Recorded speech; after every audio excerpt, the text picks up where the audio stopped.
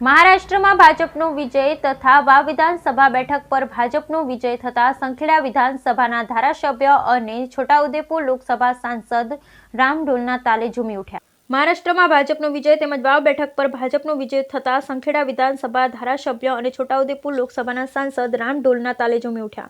નસવાડી ખાતે સ્નેહ મિલનના કાર્યક્રમમાં આવેલા ભાજપ નેતા મહારાષ્ટ્રમાં ભાજપની સરકાર બની છે।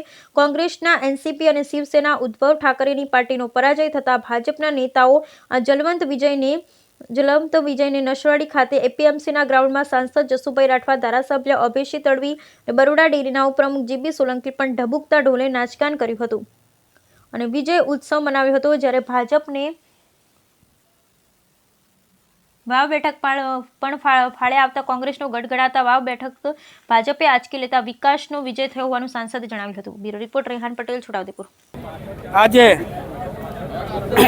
મહારાષ્ટ્ર અને ઝારખંડના પરિણામો અને કેટલાક મધ્યસત્રીય ચૂંટણીના પરિણામો આવી રહ્યા છે, ત્યારે મહારાષ્ટ્રની જનતાએ આદરણીય નરેન્દ્રભાઈ મોદી સાહેબ અને આદરણીય અમિતભાઈ શાહ સાહેબ અને આદરણીય જેપી નડ્ડા સાહેબને વિકાસની જે ગાથા છે એને ધ્યાને રાખી અને મહારાષ્ટ્રની અંદર જ્વલંત વિજય અપાવ્યો છે ભારતીય જનતા પાર્ટીને અને યુતિને।